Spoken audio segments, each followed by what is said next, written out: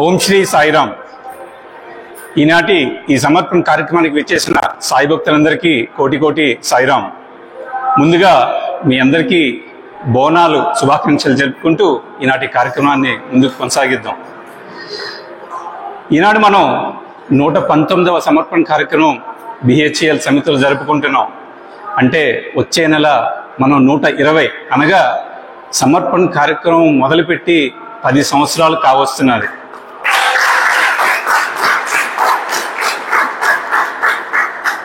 రెండు 2015లో మొదలుపెట్టి మనం ఈరోజు 2025లో కార్యక్రమం జరుపుకుంటూ ఉన్నాం. దీన్ని బట్టి మనకి తెలియవలసింది ఏంటంటే, స్వామితో మనందరికీ ఉన్న అనుభవాలు ఎన్ని సంవత్సరాలు చెప్పుకుంటున్నా సరే తరగనివి. తరతరాలు ఇట్లా ఈ సమర్పణ కార్యక్రమం జరుపుకుంటూ ఇట్లాంటి వక్తలు ఇంకో ఎంతో మంది వస్తూ వాళ్ళ తాలూకు సమర్పణ చెప్పుకుంటూనే ఉంటారు. వాళ్ళ తాలూకు అనుభవాలు మనతో పంచుకుంటూనే ఉంటారు. మనందరం ఆనందం పొందుతూనే ఉంటాం. ఇట్లా ఈ సమర్పణ నిరంతరం జరగాలని కోరుకుంటూ ఈనాటి ఈ కార్యక్రమాన్ని మనం మొదలు పెడదాం. ఈరోజు 119వ సమర్పణ కార్యక్రమం ఇక జరుపుకుంటున్నాం. నాటి వక్త సునీల్ ఆదుర్తి గారు. ముందుగా ఆయన్ని స్వామి పాద పద్మాల వద్ద పుష్పగుచ్చం సమర్పించవలసిందిగా కోరుకుంటున్నాను. కొంచెం పరిచయం చేస్తాను. సునీల్ గారు 1988లో బాల వికాస్ క్లాస్లో చేరి 9 సంవత్సరాల పాటు బాల వికాస్ పాఠాలు నేర్చుకోవడం జరిగింది. ఈ 9 సంవత్సరాలు తన బాల వికాస్లో నేర్చుకునేందుకు గాను ఒక సర్టిఫికేట్ కూడా అతను పొందారు. సో దాంతో స్వామి యొక్క సన్నిధిలో తన చిన్నతనం నుంచే అడుగుజాడలు వేస్తూ వచ్చారు. అయితే 2001 వరకు ఈయన బాల వికాస్ క్లాసులు వెళ్తున్న తర్వాత స్వామి యొక్క కాలేజ్లో జాయిన్ అయ్యే అద్భుత భాగ్యం తనకు కలిగింది. 2001లో శ్రీ సత్యసాయి సేవా ఆర్గనైజేషన్ వనస్పల వరకు కార్యక్రమాలు చేస్తున్న తనకి వెంటనే స్వామి దగ్గర నుంచి పిలుపు వచ్చింది. రా నా కాలేజీలో వచ్చి జాయిన్ అయ్యి ఇక్కడ చదువుకో అనే పిలుపు. అది చాలా అద్భుతం. చాలా అరుదుగా చాలా తక్కువ మందికి వచ్చే ఛాన్స్ అది స్టూడెంట్ అవ్వడక్కడది. సో వెంటనే 2001లో సత్యసాయి ఇన్స్టిట్యూట్ ఆఫ్ హైయర్ లెర్నింగ్లో బృందావన్ క్యాంపస్ కెమిస్ట్రీ విభాగంలో చేరడం జరిగింది. అంటే BSc చదివి తర్వాత ఫైనల్లో కెమిస్ట్రీ మేజర్గా తీసుకుని పూర్తి చేసిన తర్వాత స్వామి యొక్క అనుభూతితో అక్కడే కంటిన్యూ చేస్తూ MSc కెమిస్ట్రీ కూడా పూర్తి చేసి తదుపరి MPhil కూడా అక్కడే చేసి మళ్ళీ స్వామి అనుభూతితో తను PhD కోసం అక్కడే జాయిన్ అవ్వడం జరిగింది. 2013లో తను PhD పట్టా పొందడం జరిగింది.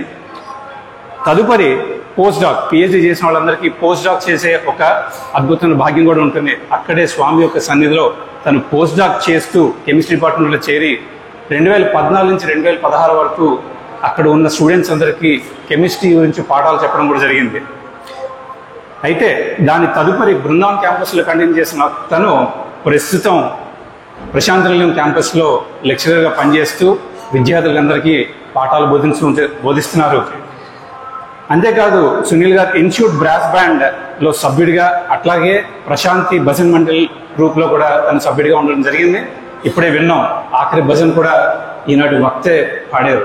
సో అద్భుతమైన గాత్రం. అంతేకాదు తనకున్న నైపుణ్యంతో ఈ 2 విభాగాల్లో స్వామి యొక్క సన్నిధిలో అనేక మార్లు ప్రదర్శనలు ఇచ్చి భజనలు పాడే తాలూకా భాగ్యం కూడా తనకి కలిగింది.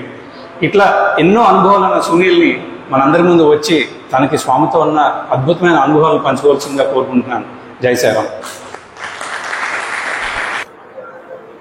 సర్వదేవత అతీత స్వరూపులైనటువంటి భగవాన్ శ్రీ సత్యసాయి బాబా వారి దివ్య చరణాల విందులకు ప్రణామాలు అర్పిస్తూ ఈరోజు ఇక్కడికి విచ్చేసిన భక్తులందరికీ నా హృదయపూర్వక సాయిరామ్.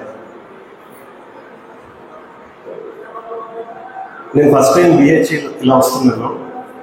వచ్చి రాగానే స్వామివారి మందిరం చూసి చాలా ఆనందం అనిపించింది. ఎంతో ఉత్సాహంగా కూడా ఉంది. ఎందుకంటే ఈ ఏడాది స్వామివారి శత జయంతి వేడుకలు మనం జరుపుకుంటున్నాం. ఏ ప్రోగ్రాం చేసినా ఒక ట్యాగ్ లైన్ స్వామివారి శత జయంతి ఉత్సవాలు అని చెప్పేసి. సో అటువంటి సమయంలో ఇలా నేను BHEL సమితికి వచ్చి స్వామివారి గురించి ఎక్స్పీరియన్సెస్ మాట్లాడుకునే భాగ్యం స్వామి కల్పించారు. అది ఎంతో అదృష్టంగా భావిస్తున్నాను. సో స్వామి జన్మదిన వేడుకలో అనగానే నాకు ఒక ఇన్సిడెంట్ గుర్తొస్తుంది. బృందావన్ వార్డెన్ గారు, ఇది 2011 సంవత్సరం, 2011 ఏప్రిల్ వరకు స్వామివారు మనందరికీ ఫిజికల్ బాడీలో అవైలబుల్. మనందరికీ స్వామివారిని అప్రోచ్ అవ్వచ్చు, స్వామిని అడగచ్చు, మాట్లాడచ్చు, ఆయన దర్శనం చేసుకోవచ్చు. కానీ 2011 ఏప్రిల్ తర్వాత స్వామి అందరికీ యాక్సెసిబుల్. ఈనాడు ఓన్లీ ఫిజికల్ బాడీ 2011 వరకు. తర్వాత ఆయన హృదయవాసి అయిపోయారు. సో బర్త్డే సెలబ్రేషన్స్ స్టార్ట్ అయ్యాయి, అన్ని ప్రోగ్రామ్స్ అన్నీ అవుతూ వచ్చాయి. 18వ తారీఖు నవంబర్ నుంచి రథయాత్ర, ఇంకా లేడీస్ ఇవన్నీ జరుపుకుంటూ స్వామివారి పుట్టినరోజు తేదీ వచ్చింది 23. సో ఆ రోజు మార్నింగ్ ట్రస్టీస్ మాట్లాడారు, భజన ప్రోగ్రామ్ అయింది. మంచిగా పిల్లలంతా భక్తి గీతాలు స్వామివారికి సమర్పించారు. ఆ రోజు స్వామివారి ప్రసాదం కూడా అందరికీ పంచడం జరిగింది. అది మోతీచూర్ లడ్డు. సో బృందావన్ వార్డెన్ గారు ఆ మోతీచూర్ లడ్డు తీసుకున్నారు. భజన కార్యక్రమం అంతా అయిపోయింది. ఓకే, అన్ని సెలబ్రేషన్స్ అయ్యాయి, ప్రసాదం లడ్డు కూడా ఇచ్చారు. కానీ బర్త్డే బాయ్ లేడే అనేసి ఆయన ఒకసారి ఫీల్ అయ్యారు అనమాట. స్వామి మనం పుట్టినరోజు వేడుకలు జరుపుకున్నాం, స్వామి మన మధ్యలో కనిపించట్లేదు అనే ఒక ఫీలింగ్ వచ్చింది. ఆ ఫీలింగ్ వచ్చిన వెంటనే ఆయన అనుకున్నారు, ఈ లడ్డు నేను ఎందుకు ఇంకా తినడం, ఎవరైనా పిల్లవాడు ఎవరైనా ఉంటే చూద్దాం, చూసి అతనికి ఇచ్చేద్దాం అనుకుని మందిరంలో దర్శనం చేసుకుని బయటకు వస్తూ ఉండగా ఒక స్టూడెంట్ని చూశారు. చూసి బాయ్ కమ్ హియర్ అనేసి ఆ అబ్బాయిని పిలిచి ఆ మోతీచూర్ లడ్డు ఆ అబ్బాయి చేతిలో పెట్టేసి ఆయన మందిరం ఆశ్రమం బయట వెళ్ళారు. సో ఆ అబ్బాయి సిచ్యువేషన్ ఏంటంటే, ఆ అబ్బాయికి మోతీచూర్ లడ్డు ఇష్టం లేదు. ఆ రోజు ప్రసాదం పంచినప్పుడు ఆ అబ్బాయి తప్పించుకుని మోతీచూర్ లడ్డు తీసుకున్నాడు. అదేమో వార్డెన్ గారు వచ్చి ఇంకో ప్రసాదం తీసుకొని ఆ అబ్బాయి చేతిలో పెట్టేశారు. సో ఆ అబ్బాయి ఏమో చచ్చాను, అది కూడా ఇప్పుడు మోతీచూర్ లడ్డు వచ్చి ఇది పడేయలేమో తినలేము అని అనుకుంటూ ఏం చేయాలి అనుకుని, ఓకే పని చేద్దాం, స్వామివారి సన్నిధి ఉంది, సన్నిధి దగ్గర అక్కడ ఒక పిల్లర్ ఉంది, అక్కడ నుంచుందాం, ఎవరో ఒకళ్ళు భక్తులు వస్తూ ఉంటారు, ఎవరికైనా దొరకకపోతే వాళ్ళ చేతిలో ఇమీడియట్గా ప్రసాదం చేతిలో పెట్టేసి సాయం చెప్తాము అనేసి ఆ అబ్బాయి తెలివిగా స్వామివారి సన్నిధి దగ్గర పిల్లర్ వేదం గ్రూప్ కూర్చునే దగ్గర అక్కడ వచ్చి నుంచి చూస్తున్నాడు. ఎవరి చేతిలో ప్రసాదం ఉంది, ఎవరి చేతిలో లేదు, లేకపోతే చేతిలో పెట్టేద్దాం అనుకుని వెయిట్ చేస్తుంది. ఈ లోపల అతను వెయిట్ చేస్తుండగా ఒక మంచిగా ఎల్డర్లీ పర్సన్, మంచి తెల్ల వస్త్రాలు ధరించుకుని, మంచిగా విరబోసుకున్న జుట్టు, తెల్ల జుట్టు, ఎంతో తేజస్సు. సో ఈ అబ్బాయి ఆయన్ని చూసి, ఈయన చాలా అంటే ఈ అబ్బాయి అటెన్షన్ ఆ పెద్ద మనిషి మీద పడిందనమాట. పెద్ద ఆయన వచ్చారు, స్వామివారి దర్శనం, ఈయనకి డెఫినెట్గా స్వామివారి ప్రసాదం దొరికి ఉండదు. సో ఆ చేతులు కూడా చూస్తున్నారు, అలా వెళ్తూ ఉంటే ఆబ్వియస్గా ఒక ప్రసాదం లేదు, సో ఇది చేతిలో పెట్టేద్దాం అనేసి ఆ అబ్బాయి ఆ ప్రసాదం ఆయన దర్శనం చేసుకుని ఇలా తిరగగానే సాయిరామ్ సార్ అనేసి చేతిలో పెట్టేశారు. ఆ పెద్ద ఆయన అబ్బాయి కేసు చూసి ఒక చక్కటి చిరునవ్వు అందించారు. ఈ అబ్బాయి కూడా ఆయన చేసి అలా నవ్వి, ఈ లోపల స్వామి ఫోటో కమ్యూనికేట్ చేసుకోవాలి కదా, స్వామి థ్యాంక్ యూ, ఈయన్ని పంపించినందుకు ఈ మోతీచూర్ లడ్డు నేను వేస్ట్ చేయకుండా ఆయన చేతిలో పెట్టేశానని స్వామి కేసు చూసి ఇలా తిరిగాడు. ఆయన కనపడలేదు, ఆయన గాలిలో అదృశ్యం అయిపోయాడు. ఇది ఆయన ఆ అబ్బాయి ఉండబట్టుకోలేక, ఇంకా ఇదేంటి ఒక ఎలక్ట్రిక్ షాక్ కొట్టినట్టు అనిపించింది ఆ అబ్బాయికి. సడన్ గా ఇలా ఇచ్చి ఇలా స్వామి ఫోటో కేసు నుంచి ఇలా తిరిగేసరికి ఆ పెద్ద మనిషి లేడు.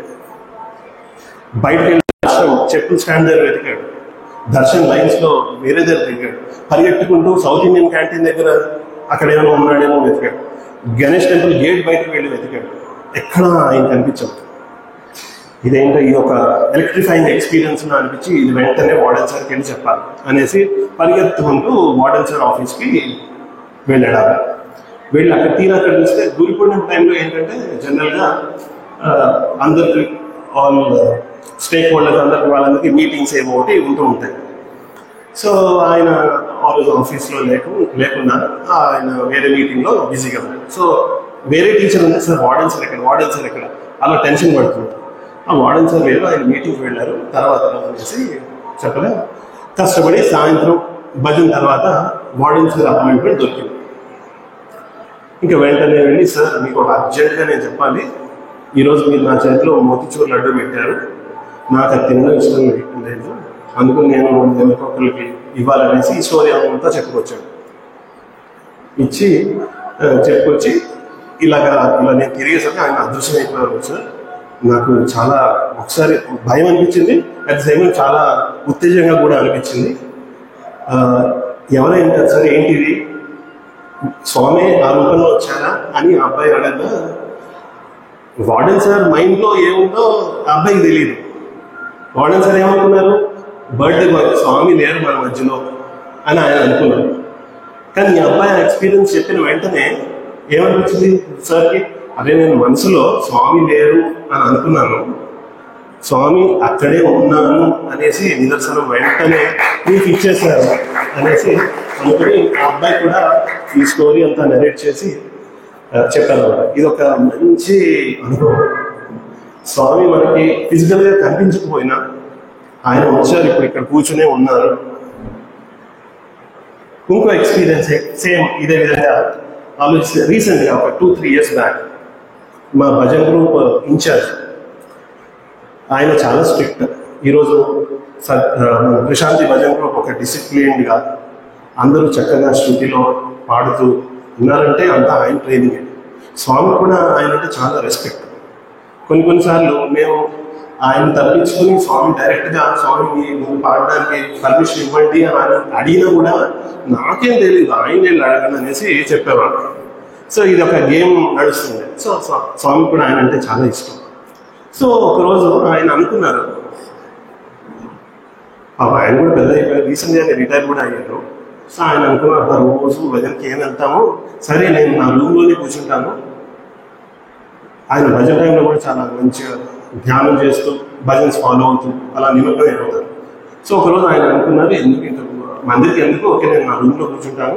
హాలిడేస్ టైం ఇది, హాలిడేస్ టైం, పిల్లలు ఎవ్వరు లేరు, హాస్టల్ అంతా నిశ్శబ్దంగా, చాలా ఆయనకి చాలా ఎంటర్టైనింగ్గా అనిపించింది. అంటే నిశ్శబ్దంగా ఉండటంతో ఆయన మంచిగా రూమ్లోనే కూర్చొని మెడిటేషన్ చేసుకుని భజన్స్ ఆన్లైన్ పెట్టుకుని విందాము అనేసి ఆయన నిశ్చయించుకుని అక్కడ రూమ్లోనే కూర్చుని ఆ రోజు భజన అంతా వినేసి మెడిటేషన్ చేసుకుని ఉన్నారు.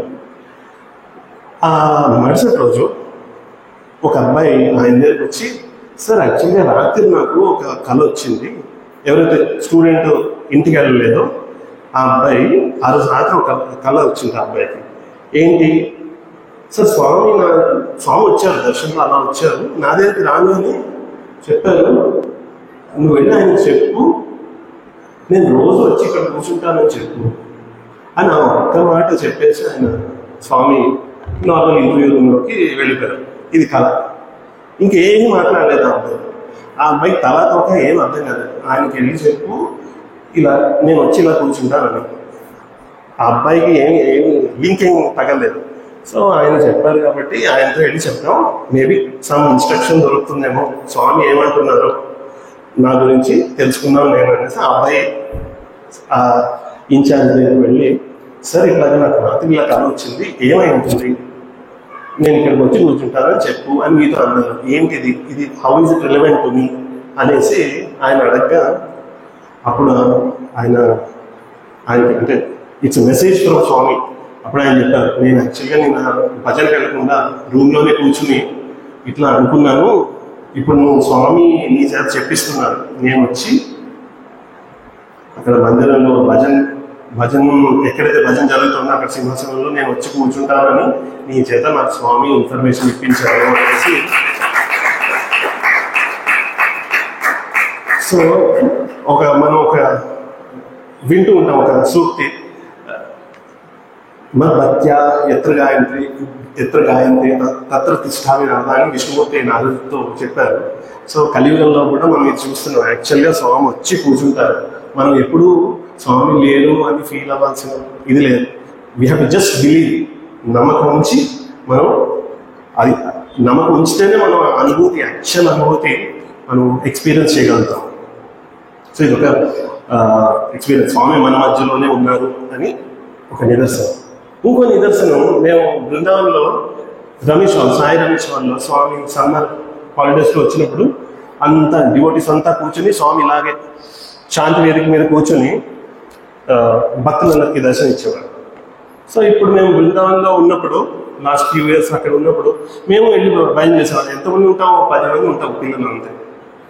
కొంతమంది డివోటీస్ ఒక 50 మంది చుట్టుపక్కల వాళ్ళు వస్తారు. సో మేము కూర్చుని ఈ హాల్ అంతా ఎంటీగా ఉంది, ఓకే మేము భజన చేయాలి అని అనుకునేవాళ్ళు. కానీ మీరు నంబర్ 1 స్వామి చైర్లో బ్యాక్ రెస్ట్ ఏదైతే ఉంటుందో, బ్యాక్ రెస్ట్ పెడుతున్నాం కదండి ఇక్కడ. సో ఆ బ్యాక్ రెస్ట్ భజన్ స్టార్టింగ్లో అయితే ఇలా స్టిఫ్గా ఉండేది. భజన అయిన తర్వాత చూసేసరికి అది అలా ఎవరు కూర్చుంటే ఎలా నలుగుతుంది అట్లాగే ఉండేది. జస్ట్ ఆ రోజుల్లో స్వామి ఫిజికల్గా కూర్చున్నప్పుడు ఎట్లాగా అనుభవం ఉండేదో సేమ్ అదే సింహాసనం చూసేసరికి అలా మేము బాగా యాక్చువల్ అంటే మేము పట్టించుకోలేదు. ఒక ఆయన అక్కడ ఎవరైతే టేక్ కేర్ ఉన్నారో సాయి రమేష్ వాళ్ళు, ఆయన రోజు ఇది ఒక వారం రోజులు గమనించి అప్పుడు మా అందరికీ ఫోటోలు చూపించారు బిఫోర్ ఆఫ్టర్ అనేసి. అది చూడగానే అనిపించింది నిజంగా స్వామి మన మధ్యలోనే వచ్చి కూర్చుంటున్నారు అనేసి. ఇది ఇంకొక నిదర్శనం. స్వామి వారు మనకు కనబడకపోయినా ఆయన వచ్చారు, పరోక్షంగా కూర్చొని మన అందరినీ చూస్తున్నారు, మన అందరినీ దీవిస్తున్నారు. సో అందుకని మనం భజన ప్రోగ్రాంలో కంపల్సరీ మిస్ అవ్వకూడదు. పని ఉంటే okay no problem, but at any point of time మనం అసలు మిస్ అవ్వకుండా వచ్చి అటెండ్ అవ్వాలి. ఎందుకంటే స్వామి వచ్చి ఇక్కడ కూర్చుంటున్నారు కాబట్టి. ఇది ఒక మంచి ఎక్స్పీరియన్స్. ఇంకొకటి, స్వామివారు ఎట్లాగా అందరినీ గైడ్ చేస్తారనేది. ఇది జస్ట్ ఒక 2 years బ్యాక్ జరిగిందండి. పిల్లలందరూ హాస్టల్లో జాయిన్ అయిపోయారు. ఎంత 350 మంది. ఒకరోజు హఠాత్తుగా వాష్రూమ్స్ దగ్గర వాటర్ రావడం మానేసింది.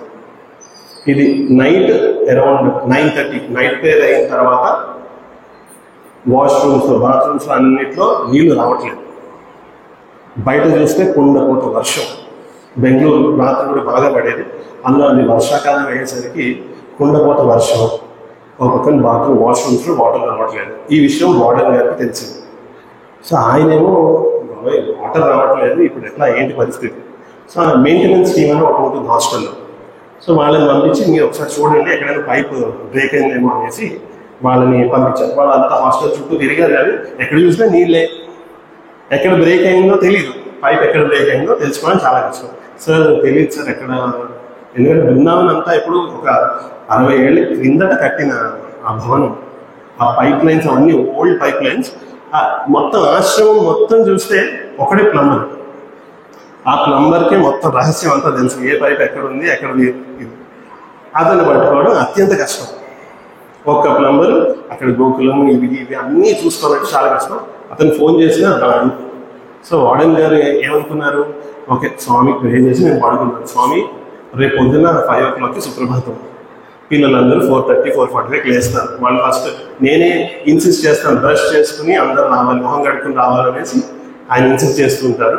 సో రేపు పిల్లలు వచ్చి సార్ వాటర్ లేదు ఏం చేయమంటే నేను మొహం ఎక్కడ పెట్టుకోవాలి, స్వామి మీరే ఏదో చేయాలి అనేసి ఆయన స్వామిని ప్రార్థించుకుని ఆయన పడుకున్నారు. ఎవరిని పిలిచినా కూడా అంతా వాటర్ ఎక్కడ రిపేర్ ఎట్లా అవుతుంది కష్టం కనుక్కోవడం, ఎగ్జాక్ట్గా ఏ పాయింట్లో పైప్ విరిగింది. సో ఆ రోజు హఠాత్తుగా ఎవరైతే ప్లంబర్ ఉన్నారో ఆయన కళ్ళలోకి స్వామి వచ్చారు. వచ్చి నేను చెప్తున్నాను ఆ పర్టికులర్ పాయింట్లో పైప్ విరిగింది, నువ్వు వెళ్ళి వెంటనే రిపేర్ చేయి.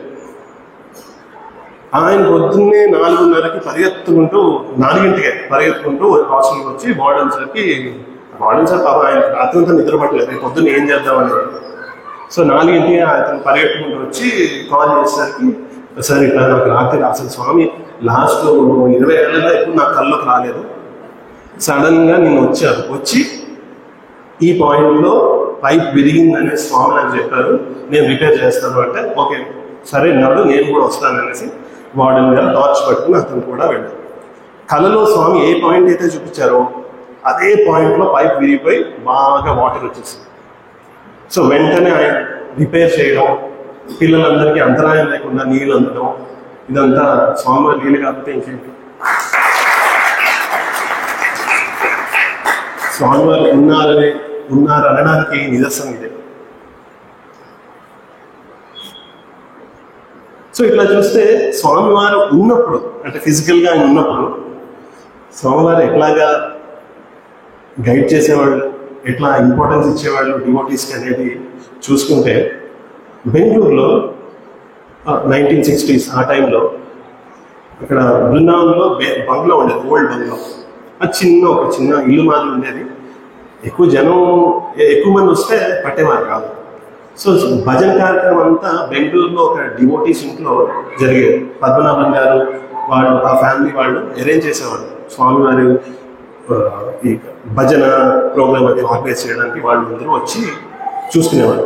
సో ఒకరోజు ఇలా భజనకు వచ్చి వెళ్తూ ఉండగా ఒక వెరీ ఓల్డ్ డివోటీ, వాళ్ళు చాలా ధనవంతులు, వాళ్ళు స్వామిని ఎలాగైనా మనం ఇంటికి పిలవాలనేసి వాళ్ళు స్వామిని ఆహ్వానిస్తారు. ఏంటి స్వామి ఇలా మీరు రండి, మేము ఆతిథ్యం తీసుకోవాలి తప్పకుండా అనేసి ఆ ధనవంతులు వాళ్ళు స్వామిని ఆహ్వానిస్తారు. సో స్వామి వాళ్ళ ఇంటికి వెళ్ళడం, అక్కడ భోజనం చేసి వాళ్ళందరినీ బ్లెస్ చేసి, డివోటీస్ అందరినీ బ్లెస్ చేసి వెళ్ళారు. అలాగా ప్రతి ఏడాది ఎప్పుడు స్వామి బెంగళూరు వచ్చినా వాళ్ళ ఇంటికి వెళ్ళేవారు. స్వామి వెళ్ళి ఆవిడ చాలా డివోషన్, ఆ ఇంటి మెయిన్ ఆ లేడీ ఎవరైతే ఉన్నారో చాలా డివోషన్ స్వామి అంటే. స్వామికి ఎన్నో వెరైటీస్ ఆఫ్ స్వీట్స్, అంత భోజనం చాలా చక్కగా చేసి వడ్డించేవారు ఎంతో భక్తితో. సో అలా డెస్టినీ చెప్పలేము, ఏ రోజు ఏమవుతుందో తెలియదు. సో ఒకరోజు ఏమైతే అలాగా ఆ ఇంటి పెద్ద మనిషి ఆవిడ హస్బెండ్ ఆయన కాలం చేశారు, ఆయన పోయారు. ఆయన పోయేసరికి ఇంకా ఆస్తి ఇవన్నీ పిల్లల చేతిలోకి వెళ్తాయి. సో ఆ పిల్లలు ఏంటి, వాళ్ళు అబ్రాడ్లో అది ఉండడం జరిగింది. సో ఆవిడ్ని ఒక సర్వెంట్ మేడ్ హౌస్, ఇప్పుడు పెద్ద బంగ్లా ఉంటే ఒక సర్వెంట్ మేడ్ హౌస్ అని కూడా ఉండేది. ఇప్పుడు పెద్ద బంగ్లాస్ చూస్తే మనకి అర్థం. సో ఆవిడ్ని ఒక సర్వెంట్ మేడ్ స్మాల్ హట్లో పెట్టేసి పిల్లలంతా ఎవరి పనులు వాళ్ళు వీళ్ళంతా లాక్ చేస్తారు. సో ఇప్పుడు ఆ చిన్న సర్వెంట్ మేడ్ హౌస్లో ఆవిడ ఒక హెల్పర్. పాపం ఆవిడ పెద్ద ఆవిడ, పారాలసిస్ అది వచ్చి పాపం ఆవిడ నడవలేదు కూడా, వీల్ చైర్లో ఉంటుంది. ఆవిడ ఒక హెల్పర్. సో ఇది ఇలా ఉండేది. మధ్య మధ్యలో ఆవిడ పాపం స్వామి బెంగళూరు వచ్చినప్పుడల్లా స్వామివారి దర్శనానికి అది వెళ్ళి పాపం అలా వీల్ చైర్లోనే ఈ సర్వెంట్ మేడ్ ఎవరైతే ఉన్నారో పాపం తీసుకెళ్ళి స్వామి అంటే గ్రాటిట్యూడ్ అనేది మనం స్వామి దగ్గర చూసి నేర్చుకోవాలి. స్వామి దర్శనంకి వచ్చి చక్కగా పలకరించి తప్పకుండా ఆవిడ ప్రసాదం ఏదో ఒకటి చేతిలో పెట్టండి స్వామి వెనక్కి వెళ్ళేవారు. సో అలా స్వామి చూసుకుంటూ వచ్చారు. అలా కొంచెం కాలం గడవగా పాపం ఆవిడ మందిరానికి కూడా రావడం కష్టమయ్యేది. ఎందుకంటే ప్రతిదీ డబ్బులతో లింక్, అంత దూరం నుంచి రావాలంటే మరి ఖర్చు పెట్టుకుని రావాలి. సో అందుకని పాపం ఆవిడ ఇంట్లోనే ప్రతి లక్ష్మీవారం, ప్రతి గురువారం 7ంటికి స్వామివారి భజన చేస్తారు ఆవిడ. సో ఒకరోజు అలాగే గురువారం అయింది. స్వామి పద్మనాభన్ గారి ఇంటికి వెళ్తూ సడన్గా ఎవరైతే ఆ పెద్ద మనిషి ఉన్నారో ఆవిడ గురించి సడన్గా స్వామి గుర్తు తెచ్చుకున్నారు.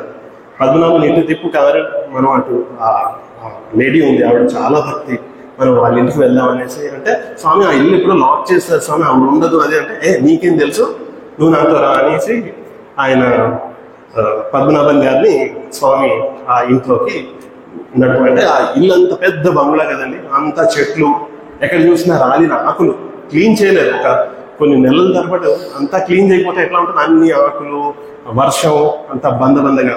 సో అలాగే ఆయన కారు జాగ్రత్తగా అలాగే నడిపించుకుంటూ కొంచెం దూరం వరకు తీసుకొచ్చి స్వామి ఇంతకన్నా ముందుకు కారు వెళ్ళలేదు ఇంతవరకు అంటే ఓకే నో ప్రాబ్లం అనేసి వెంటనే స్వామి కారు దిగి నువ్వు నాతో రా అనేసి స్వామి కారు దిగి అలా ఆ సర్వెంట్ మేడ్ హౌస్ అది ఇంటి వెనకాల ఉండేది.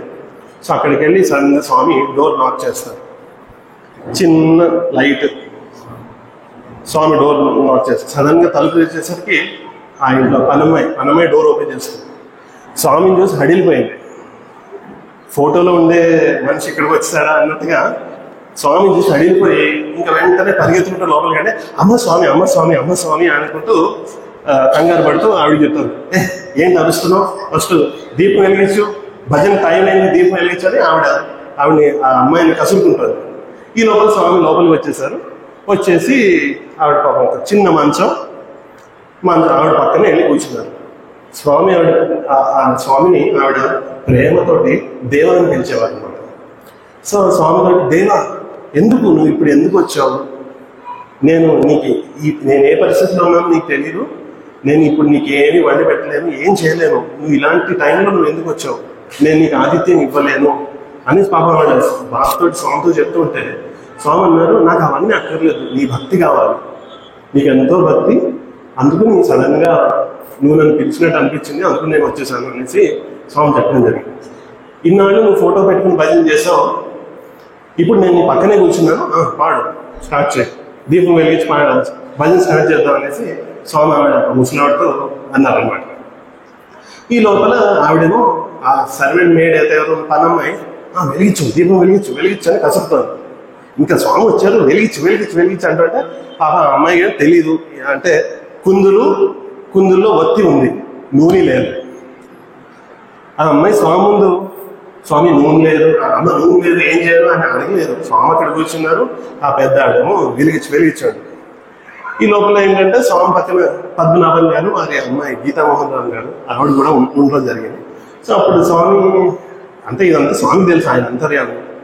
సో వెంటనే స్వామి తెలుసుకున్నారు, ఓకే సంథింగ్ అక్కడ నూనె లేదని స్వామికి తెలిసిపోయింది.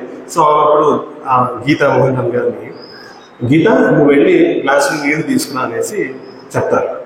సో అప్పుడు ఆ అమ్మాయి కిచెన్లోకి వెళ్ళి ఒక గ్లాసులో నీళ్ళు తీసుకొస్తే అప్పుడు స్వామి ఒక స్పూన్ కూడా తీసుకురమ్మంటారు. ఆ స్పూన్తో ఇలా గ్లాస్లో ఇలా తిప్పి ఇప్పుడు పోయి అనేసి ఆ అమ్మాయికి ఆ గీతామోహన్ రావు గారికి ఇన్స్ట్రక్షన్ ఇస్తారు. సో ఆ గ్లాస్తో తీసుకెళ్ళి ఆ కుందులో నింపి అది వాటర్ కాస్త నూనె అయిపోయింది.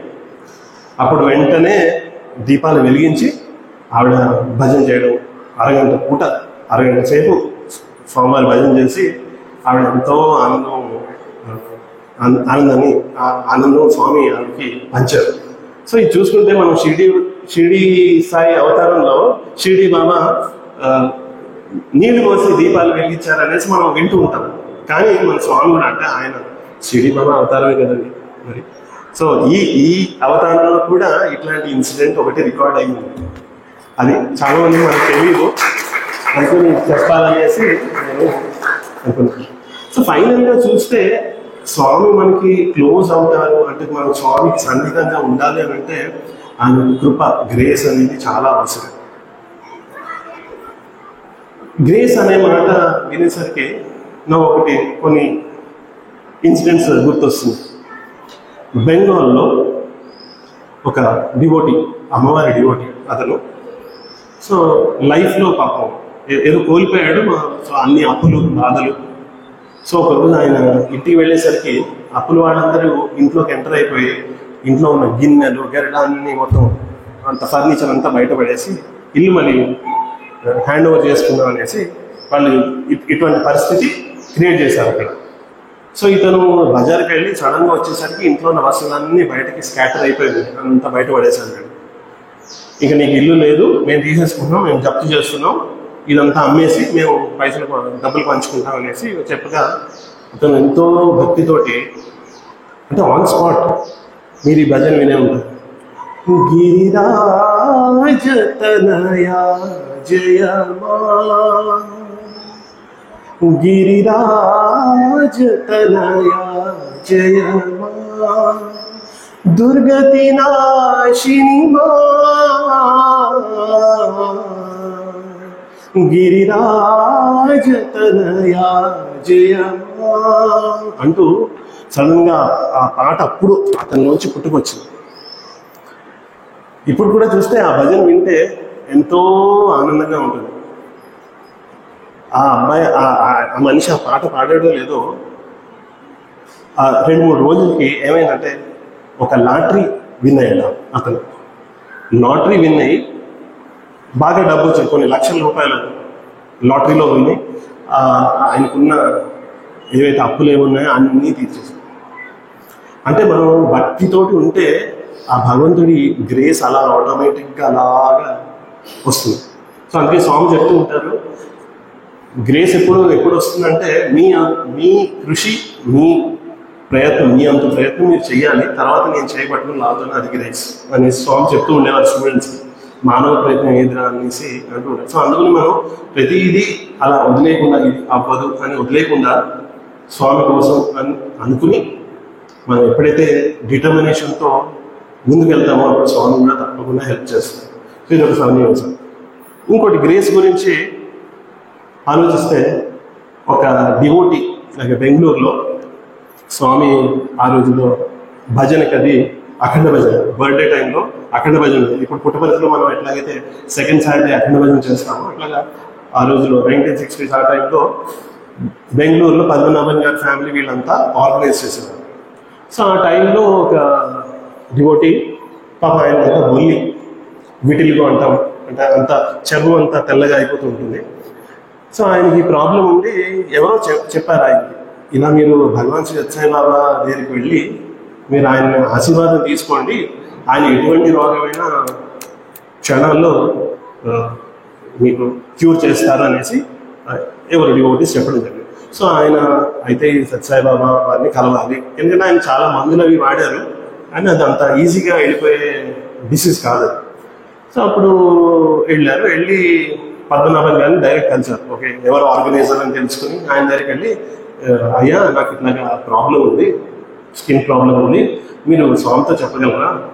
స్వామితో చెప్తే స్వామి మేబీ నా స్కిన్ ప్రాబ్లం క్యూర్ చేస్తారేమో అనేసి పాప ఆయన అడగ, ఆయన ఉన్నారు, బాబు అవన్నీ నాకు తెలియదు, స్వామి దగ్గర మీడియేటర్స్ ఉండకూడదు, ఇట్స్ ఆల్ 1-to-1 కనెక్షన్, నువ్వు ప్రార్థించుకో, ఆయన్ని ప్రసాదిస్తారు, అంతేగాని నేనేవండి మధ్యలో నీకు స్వామికి మధ్యలో రావడం అనేసి ఆయన చెప్పగా, పాప ఆయన సరే అండి అయితే నేను భజనలో కూర్చుంటాను, స్వామి వచ్చే వరకు వెయిట్ చేస్తాను, స్వామిని డైరెక్ట్ అడుగుతాను అనేసి పాప ఆయన అఖండ భజన మొత్తం అలా కూర్చొని భక్తితో అలా ప్రార్థిస్తూ భజనకన్నిటికీ కోరస్ ఇస్తూ అలా కూర్చున్నారు.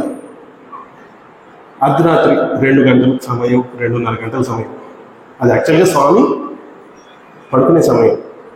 సో సడన్గా ఆయన పద్మనాభన్ గారిని లేపుతారు, పద్మనాభన్ బండిది, వెంటనే మనం భజన దగ్గరికి వెళ్ళాలి, భజన హాల్కి వెళ్ళాలి అనేసి. అంటే స్వామి 2:30 టైం, స్వామి ఏంటి అంటే పొద్దున్న 4 వెళ్దాం, చూడండి బయట ఉండకపోత వర్షం, ఇప్పుడు ఏమంటాం స్వామి 4 o'clock తీసుకెళ్తానంటే, లేదు ఇప్పుడే వెళ్ళాలి అనేసి చాలా ఫోర్స్ చేస్తాను. నువ్వు వస్తావా లేకపోతే నేను కార్ డ్రైవ్ చేసుకుంటూ వెళ్ళడం అనేసి ఒక ధమకి ఇస్తారనమాట ఆయన. సో ఓకే స్వామి నేను మిమ్మల్ని తీసుకెళ్తాను అనేసి స్వామిని కూర్చోబెట్టుకుని ఆయన హాల్ దగ్గరికి, భజన హాల్ దగ్గరికి వచ్చేసరికి స్వామి దిగారు. ఆ భజన, దర్శ దిఖాओ मेरी साई नंदलाला, दया करो मुझे कृष्ण गोपाला, देवकी नंदना दीन दयाला, మధురా నాథ మదన గోపాల అని పిలిచేసరికి ఆ టైం స్వామి అలా వచ్చేసారు. ఆయన పాడుతుంటే అలా ఎదురుకుండా నిల్చున్నారు. ఆ భజన పాట అయిపోయింది. స్వామి ఎంతో ఆనందించారు. ఆయన ఎవరైతే పాడుతున్నారో ఇలా ఎదుటి మీద స్వామి ఇలా ముట్టుకున్నారండి. అందరి భక్తులు కళ్ళు ఎదురకుండా ఆ బొల్లి, ఆ విటిలిగో అనే స్కిన్ డిసీజ్ అలాగా కనుమరుగైపోయి మొత్తం హీఈస్ క్యూర్డ్. సో భజనకున్న శక్తి అంతటిది. మనం నిజంగా డివోషన్తో మనం భజనలో పాల్గొంటే ఆ భజన మనల్ని ఏం చేస్తుందో మన ఊహకి అందదు. ఎంతో ట్రాన్స్ఫర్మేషన్ అవుతుంది. ఎంతోమంది సాయి డివోటీస్ పెద్దవాళ్ళు చాలామంది ఇక్కడ కూర్చున్నారు. ఎవరిని అడిగినా వాళ్ళ లైఫ్లో చూసిన మార్పులు వాళ్ళకే తెలుసు. ఎవరిని అడిగినా ఎన్నో ఎక్స్పీరియన్సెస్ వాళ్ళకి. ఏదో ఇట్స్ జస్ట్ కోయిన్సిడెంట్, ఓకే నేను వస్తున్నాను, నేను మాట్లాడుతున్నాను. కానీ ఏ డివోటీ ఇక్కడ కూర్చున్న ఎవరిని అడిగినా ప్రతి ఒక్కరికి ఒక గాథ, స్వామివారి అనుభవాలు. సో అట్లాగా భజన ప్రాముఖ్యత స్వామి యొక్క ఎక్స్పీరియన్స్తో భక్తులందరికీ చెప్పడం జరిగింది. రీసెంట్గా అయింది, ఒక బ్రాహ్మణ్ కపుల్, వాళ్ళు హైదరాబాద్లో ఉంటారు. ఆయన పౌరోహిత్యం చేస్తారు, గుడిలో పూజలు అని.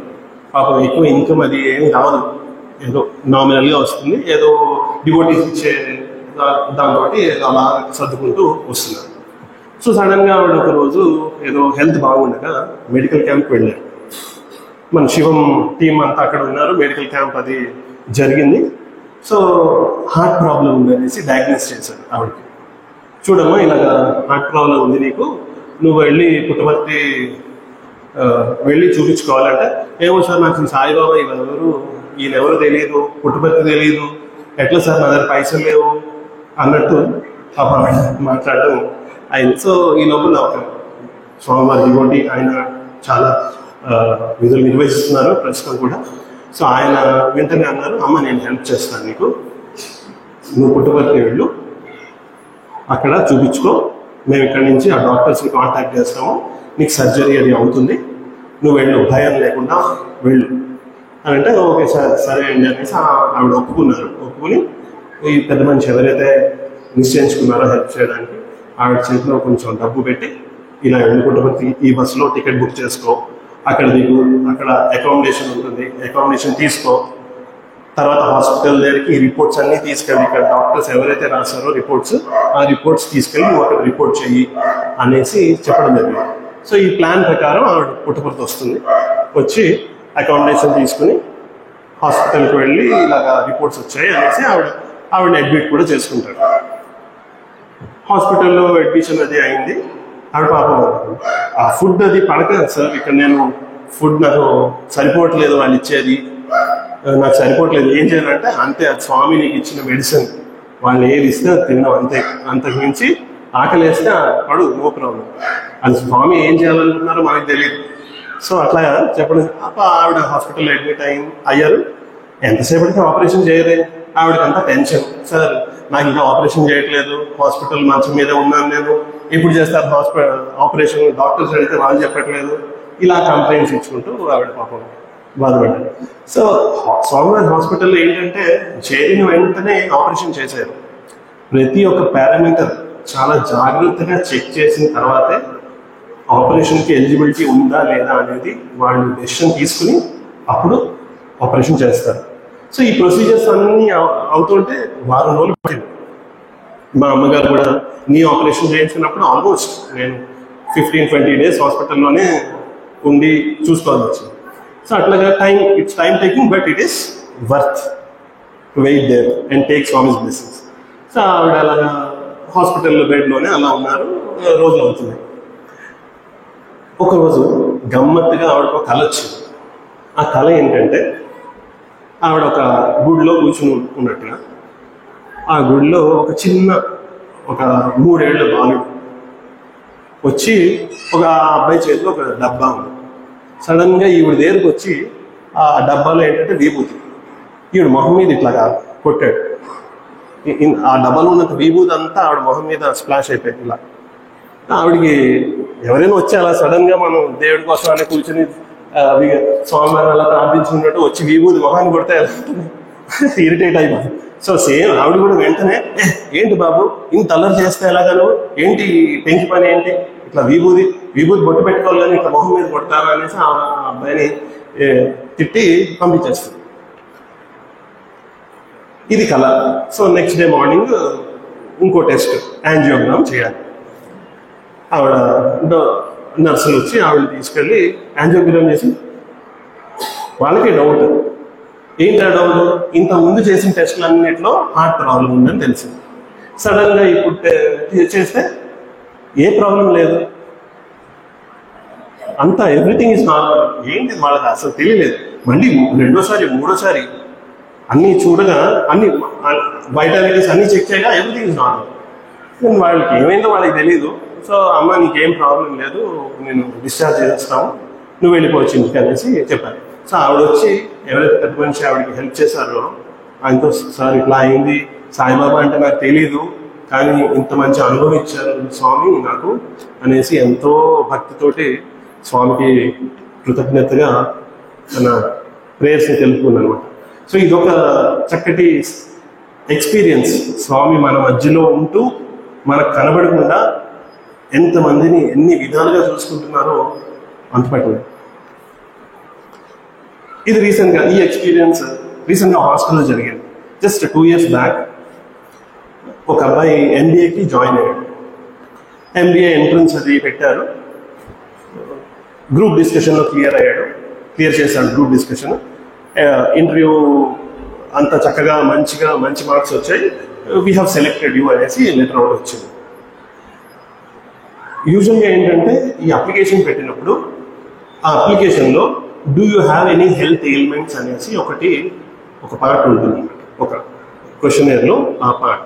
సో ఈ అబ్బాయి ఎస్ అని చెప్పి there is issue with my blood. ఆ అబ్బాయికి బేసికల్గా బ్లడ్ క్యాన్సర్. సో రెగ్యులర్గా బ్లడ్ ట్రాన్స్ఫ్యూజన్ చేయాలి.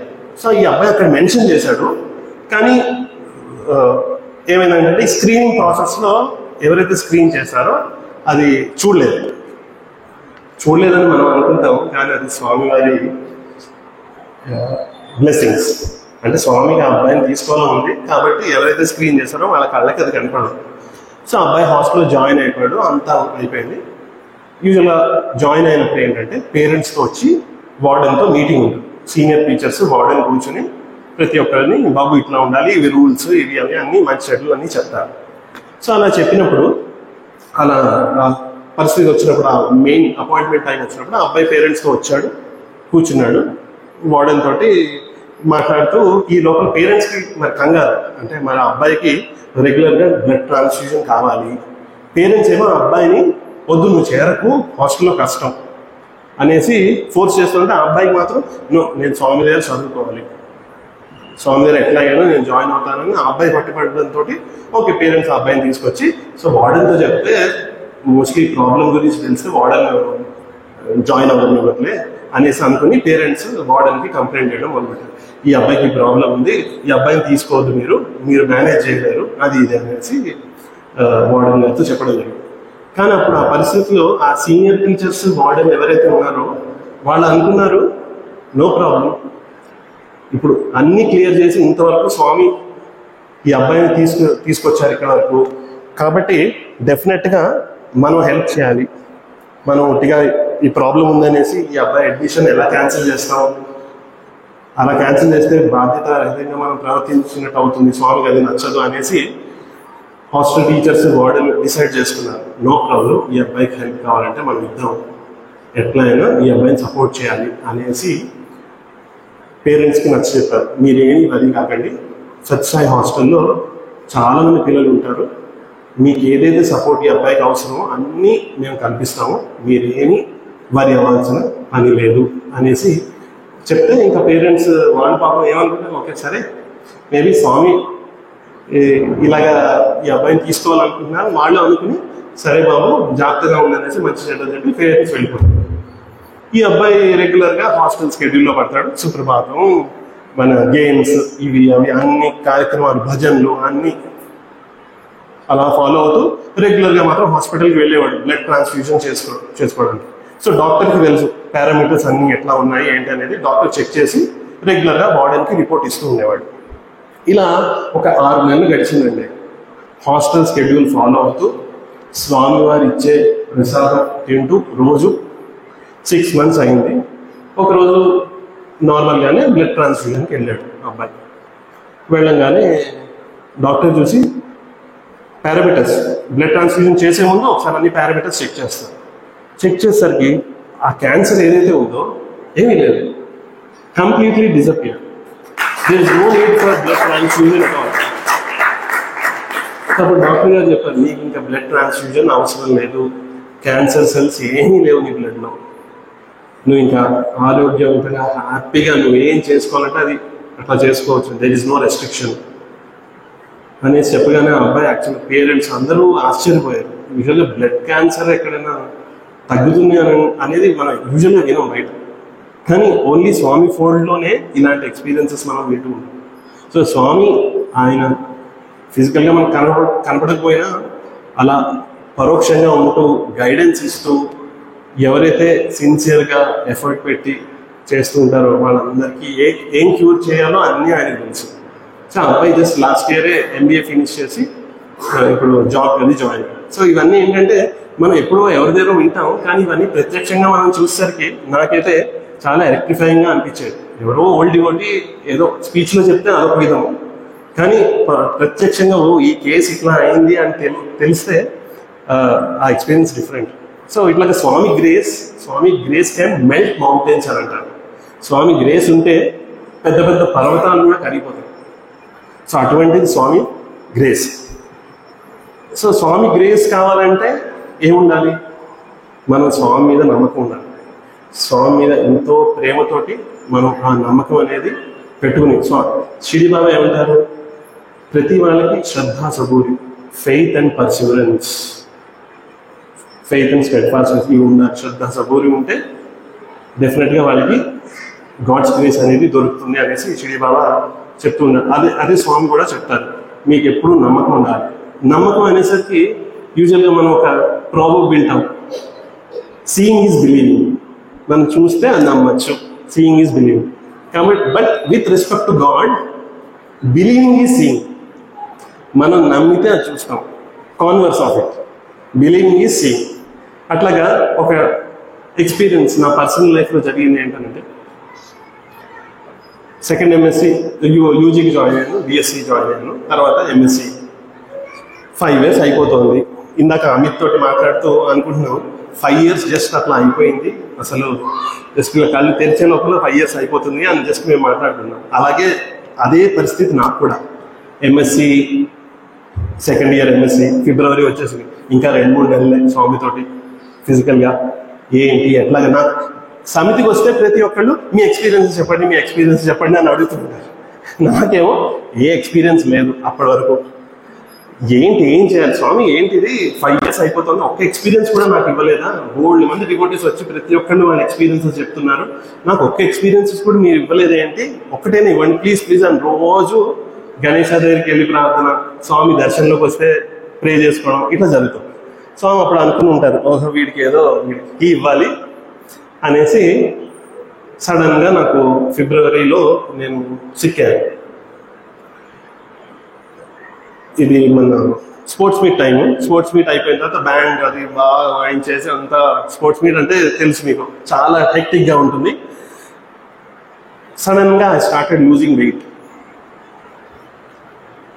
ఆ రోజులో అప్పుడు 75 కాస్త 70, 70 కాస్త 65, 60 కాస్త 65 కాస్త 60.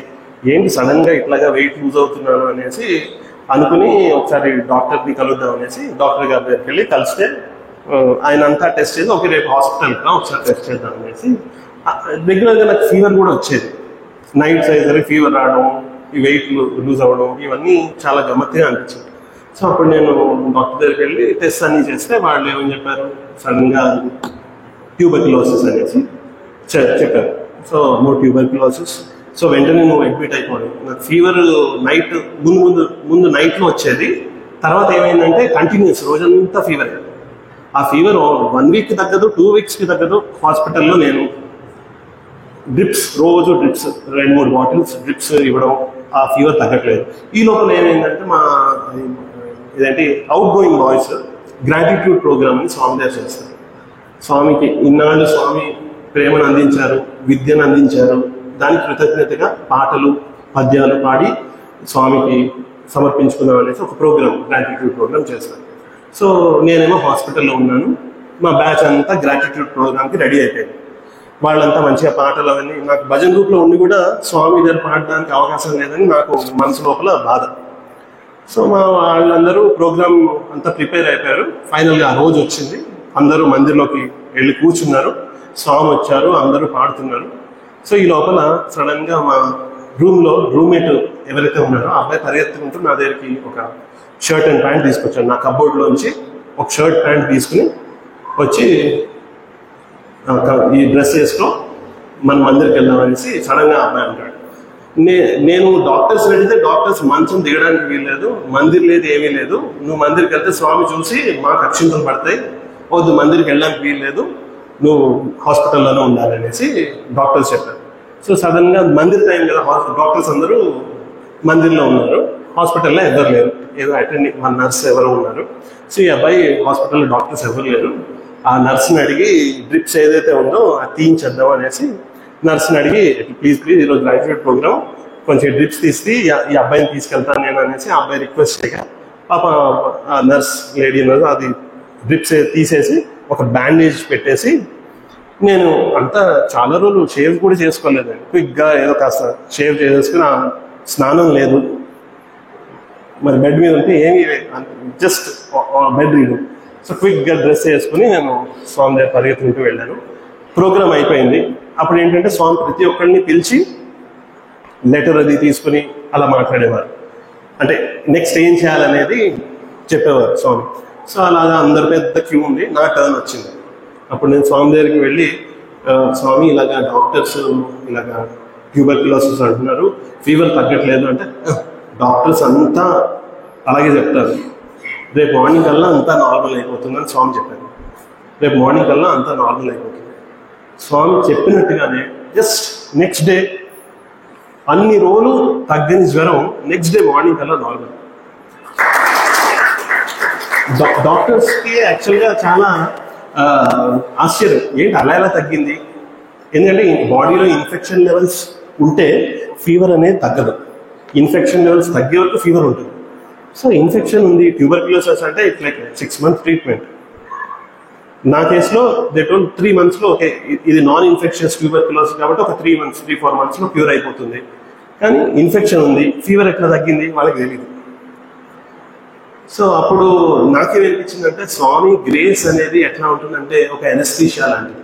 ఇప్పుడు ఆపరేషన్ చేసినప్పుడు డాక్టర్ ఎట్లాగైతే ఎనస్థీషియా ఇచ్చి ఆపరేషన్ చేస్తే మనకి నొప్పి తెలియదు, అట్లాగే స్వామి గ్రేస్ అనేది ఏంటంటే ఎనస్థీషియా.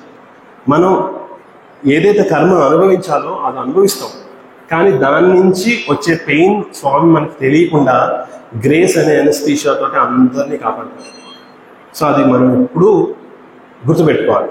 సో ఇదొక నేను అడిగి ఒక రియల్లీ ఛాలెంజింగ్ ఎక్స్పీరియన్స్ అనేది స్వామి నాకు ప్రసాదించారు. అప్పుడు చాలా ఇది ఆ టైంలో మాత్రం చాలా బాధగా అనిపించింది. కానీ తర్వాత ఇప్పుడు ఆలోచిస్తే ఎంత మంచి అనుభవం, అంటే స్వామి మీద ఆ ఫెయిత్ అనేది పెరగడానికి ఇది ఒక మంచి ఫౌండేషన్ లాగా ఈ ఎక్స్పీరియన్స్ నా లైఫ్లో అయిందన్నమాట.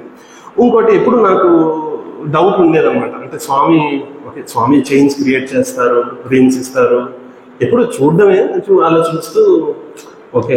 కొంతమంది ఏమనేవారంటే ఆ స్వామి ఇంటర్వ్యూ రూమ్ నుంచి తీసుకొచ్చి అబ్బాయికి ఇచ్చారు, ఇట్లా చాలా మాట్లాడుతూ ఉండేవారు అనమాట.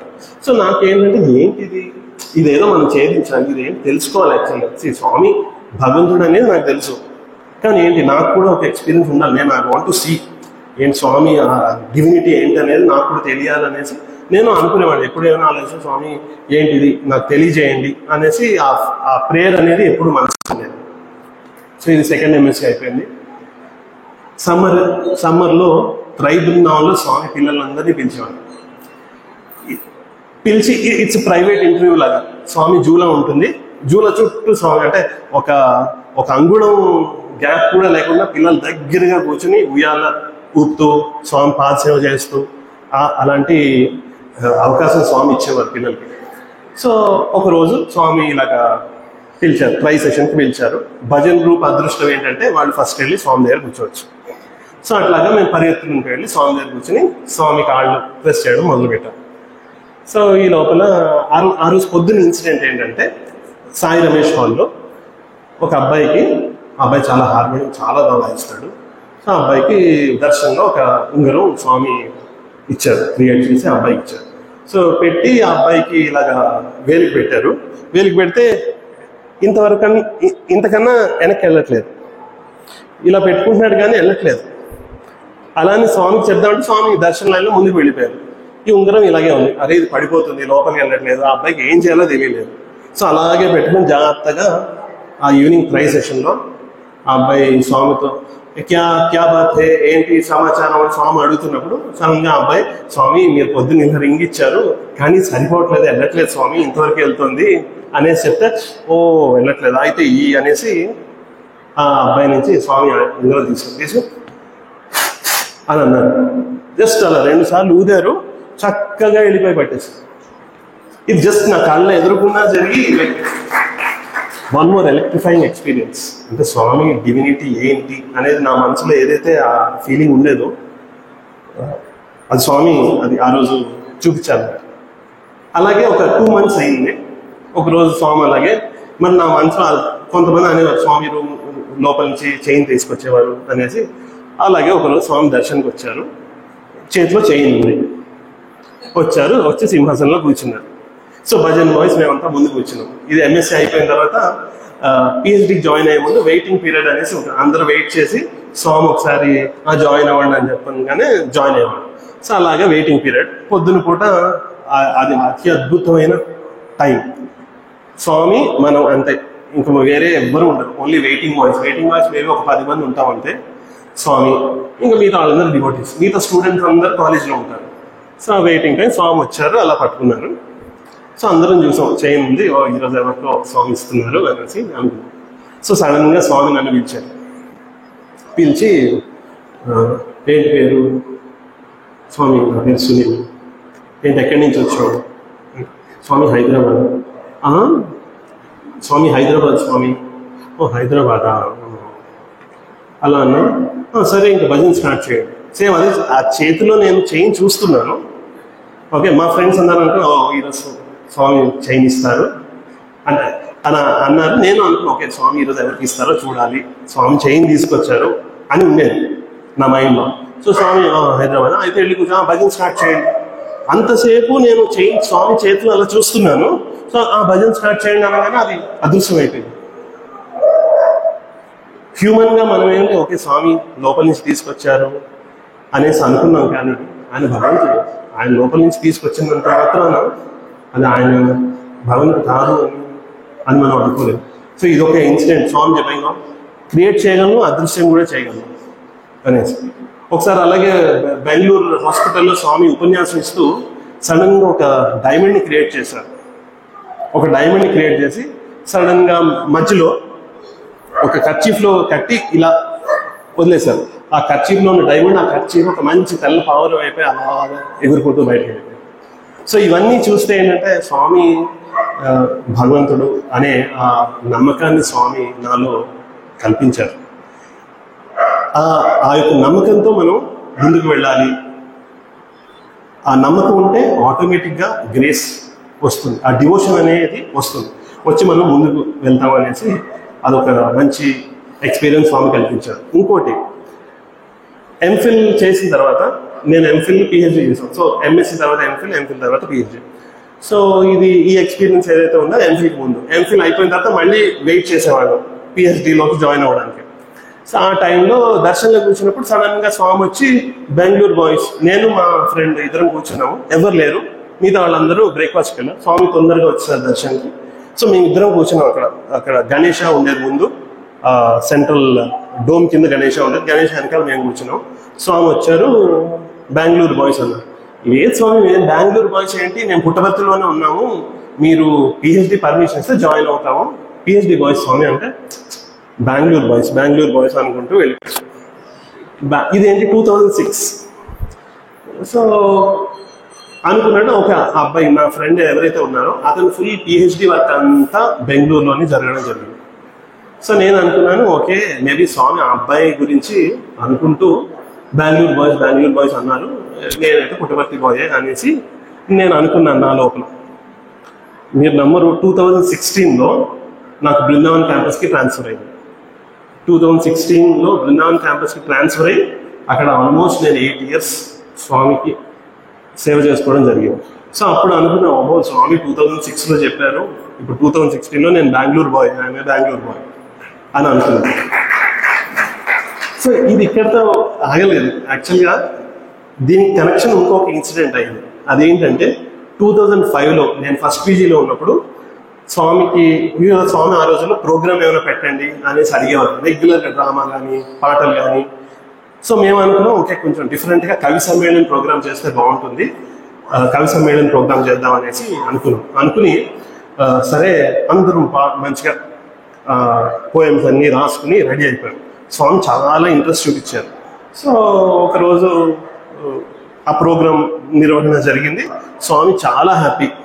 సో ఆ రోజు నేను ఒక పద్యం కూడా పాడడం జరిగింది. సో దాని తర్వాత స్వామి వెంటనే పిలిచారు, ప్రోగ్రామ్ అవుతూనే స్వామి నన్ను పిలిచారు. పిలిచి చాలా అంటే ఆ సాటిస్ఫాక్షన్ స్వామిలో చాలా హ్యాపీ, ఏం కావాలి నీకు అని అడిగారు, వాట్ డూ యూ వాంట్.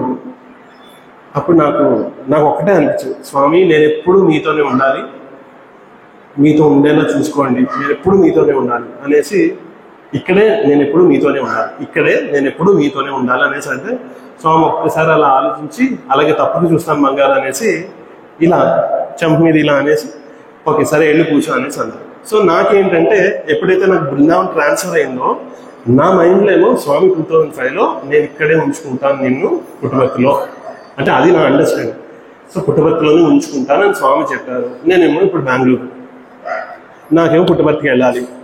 ఎట్లా వెళ్ళాలి? నేను ట్రై చేయని ఏడాది లేదు. ప్రతి ఏడాది హెచ్ఓడితో మాట్లాడడం, ఏదో ఒకటి చేసేవాడిని పుట్టపర్తికి ఎట్లా వెళ్ళాలి అని. అంటే బెంగళూరు మంచిగా లేదు అనేది కాదు, ఏదో ఆ పాత జన్మలో ఏదో ఒక బంధం, అదేం బంధమో నాకు తెలియదు. చిన్నప్పటి నుంచి పుట్టపర్తి అంటే అదొక బంధం. సో అప్పుడు రెగ్యులర్గా అనుకునేవాడు. పుట్టపర్తి వచ్చి ప్రతిసారి వెళ్ళేటప్పుడల్లా నాకు బాధగానే ఉండేది. అదే పుట్టపర్తిలో స్వామి ఉంచుకుంటా అన్నారు, నన్ను ఉంచుకోలేదు. స్వామి మాట మీద నిలబడలేదు అని అనుకునేవాడిని. జస్ట్ 2024లో మీరు నమ్మరు, ఇలాంటిది ఎప్పుడూ అవ్వలేదు.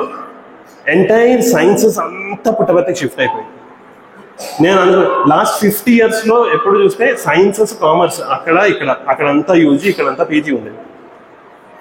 సో నేను అనుకున్నాను ఇంపాసిబుల్, ఇంకా పుట్టపర్తిని మనం అక్కడికి వెళ్ళి స్వామికి సేవ చేసుకుంటాం అనేది మనకు ఉండదు. ఎందుకంటే నా ఇదేంటంటే పుట్టపర్తికి వెళ్తే రోజు భజనలో పాల్గొనొచ్చు, రోజు పాడచ్చు, ఆ భజన ఎంతో ఆనందం ఇస్తుంది. దానిలో కూడా చేసేవాళ్ళం, కానీ head quarters any day. So అందుకని పుట్టపర్తికి వెళ్ళాలి అనేసి ఆ ఫీలింగ్ ఉండేది. సో సడన్గా 2024లో మొత్తం sciences got shifted to Puttaparthi, commerce అంతా బృందావనం వచ్చేసింది. సో అదొక స్వామిలా నన్ను గురుపంతో ఇలా గుచ్చినట్టు అనిపించింది. నేను ఇచ్చిన మాట ఎప్పుడు నేను తప్పను. అసలు యాక్చువల్లీ నోబడీ థాట్ అంటే అదొక పారాడైమ్ షిఫ్ట్. అసలు impossible thing Swami made it possible. Of course మా పేరెంట్స్ కూడా పుట్టపర్తిలో ఉన్నారు. They are now close to 80 years. Baba వాళ్ళకి కూడా హెల్ప్ అవసరం. So they are looking forward for some help from me. Of course రెగ్యులర్గా వచ్చినా కూడా కళ్ళ ముందు ఉండటం వేరు. సో అందుకని వాళ్ళు పాపం ప్రార్థించుకునేవారు. స్వామి చక్కగా పుట్టపర్తి తీసుకురావడం, ఇప్పుడు రెగ్యులర్గా అన్ని యాక్టివిటీస్లో పాల్గొంటుంటే ఆ ఆనందం వేరు. సో ఇట్లాగే స్వామి మనం నమ్మితే ఆటోమేటిక్గా అది మనకి ఇచ్చేస్తారు. స్వామి ఏమంటారంటే మీరు నమ్మకం ఉంచండి, మోక్షాన్ని అట్లా ఇచ్చేస్తానంటారు. మోక్షం అనేది ఓకే, మనం ఈ లైఫ్లో తర్వాత ఏదో వేరే స్పెషల్ ట్రీట్మెంట్ ఏదో వస్తుందని అనుకోక్కర్లేదు. మోక్షం అంటే ఏంటనంటే మనకి ఇక్కడ ప్రస్తుతం మనకి ఏవైతే ప్రాబ్లమ్స్ ఉన్నాయో వాటి నుండి రిలీఫ్ వస్తే అది మోక్షం వచ్చినట్టే. సో అట్లాగా మనం చాలా ఎక్స్పీరియన్స్ అట్లా ఉన్నాయి. నో 7:45 అవుతుంది. మేబీ ఒక 1 or 2 ఎక్స్పీరియన్సెస్ తోటి నేను ముగిస్తాను. సో ఇలా మా నాన్నగారు 1985 ఆ టైంలో వనస్థలిపురంలో ఒక ప్లాట్ కొని ఇల్లు కట్టడం జరిగింది. సో అప్పుడు ఏంటంటే వనస్థలిపురం అంతా నిజంగా వనస్థలి అంటే అడవిలాగే ఉండేది, ఎక్కడో స్కాటర్డ్ హౌసెస్ అలాగా. సో అప్పుడు ఏంటంటే నీళ్ళ కోసం మేము ఒక ఆల్మోస్ట్ 1 kilometer వెళ్ళి బోరింగ్ దగ్గర నీళ్లు కొట్టుకొని అన్ని ఇంట్లో ఫిల్ చేసుకునేవాళ్ళం. అది పరిస్థితి ఆ రోజు. సో అప్పుడు బోరింగ్ వేయించుకున్నాం అనేసి బోరింగ్ వేయించుకుంటే అక్కడ అంతా రాక్, అదంతా వనస్థలిపురం FCI కాలనీ ఏరియా అంతా రాక్. ఎంత బోర్ వేస్తే అంత జస్ట్ మట్టి పొడిగా తప్పితే, రాయి పొడి తప్పితే ఇంకేమీ నీళ్ళు వచ్చే ప్రసక్తే లేదు. సో కాస్త 150 feet వరకు వెళ్ళారు, నీళ్ళు లేవు. 300కి వెళ్ళారు. అఫ్కోర్స్ ఇప్పుడు బెంగళూరులో 3000 కూడా వెళ్తున్నారు అనుకోండి, కానీ అప్పుడు 300 అంటే చాలా ఎక్కువ. ఆ రోజుల్లో 1985లో 85-86 ఆ టైంలో 300 feet బోర్ అంటే గొప్ప విషయమే. సో 300 feet వరకు బోరింగ్ వేశారు, నీళ్ళు రాలే, జస్ట్ మట్టి పడే. సో ఆయన కలీగ్ ఒక ఆయన వచ్చి మా నాన్నగారితో అంటారు, సార్ ఇలాగా షిరిడి బాబా చాలా మహత్యం ఉందని అంటారు సార్, ఆయన తలుచుకుంటే చాలా మహిమలు కూడా జరుగుతాయట, మీరు ఆయన ప్రార్థించుకోండి సార్, నీళ్ళు వస్తే షిరిడీకి వస్తాను అనేసి మీరు ప్రార్థించుకోండి ఆయన్ని అనేసి ఆయన మా నాన్నగారు కొలీగ్ ఎవరైతే ఉన్నారో ఆయన చెప్తే మా నాన్నగారు ఓకే సరే ఇది కూడా ట్రై చేద్దాం అనేసి షిరిడి బాబాగా ప్రార్థించుకుని స్వామి ఇలా నీళ్లు పడితే నేను షిరిడి వచ్చి మీ దర్శనం చేసుకుంటాను అనేసి ప్రార్థించుకున్నారు. నెక్స్ట్ డే మార్నింగ్ ఆ కలీగ్ వస్తారు, వచ్చి ఒకసారి నీళ్లు అసలు ఏమైనా పడ్డామో చూద్దాం, ఏమైనా నీళ్లు ఊరు ఉంటాయి, మన లక్ ట్రై చేసుకుందాం అనేసి ఒక బాటిల్కి ఒక తాడు కట్టి అలా లోపలికి అలా దింపేసరికి జస్ట్ 30 feet వాటర్. మీరు నమ్మరు, ఆ బోర్ ఇప్పటికీ ఉంది, ఇప్పటికీ అది ఎండిపోలేదు. Just 30 feet water. సో మా నాన్నగారు అలా షిరిడి బాబా డివోటీ అయ్యి వెంటనే షిరిడీకి వెళ్ళి స్వామివారి దర్శనం చేసుకుందాం అనేసి ఆ దర్శన లైన్లో నుంచుండగా ఆయన సడన్గా వెనకాల చూస్తే వనస్థలిపురం కన్వీనర్ గారు ఆయన కలిసి మీరు హైదరాబాద్ అంటే మీరు హైదరాబాద్ అనేసి ఆ డిస్కషన్ మొదలైంది. హైదరాబాద్ అంటే ఎక్కడ ఉంటారు? వనస్థలిపురం ఎన్జిఓస్ కాలనీ, మేము పక్కనే ఉంటాం, జస్ట్ పక్కనే అనేసి, మీరు షిరిడీకి వచ్చారా ఏంటి అంటే ఈ కథ అంతా ఆయన చెప్పారు. ఆయన అవతారమే సత్యసాయి బాబా అవతారం. ఇప్పుడు ఆయన పుట్టపర్తిలో ఉన్నారు స్వామివారు.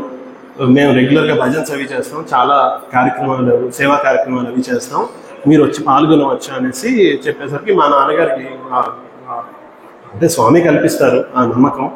సో వెంటనే సమితిలో జాయిన్ అవ్వడం అన్ని రెగ్యులర్గా. అప్పటి నుంచి ఇంకా స్వామి హ్యాస్ బికమ్ లైఫ్ ఫోర్స్. మా ఫ్యామిలీకి మొత్తం స్వామివారే ఎవ్రీథింగ్ అన్నట్టుగా జరగడం జరిగింది.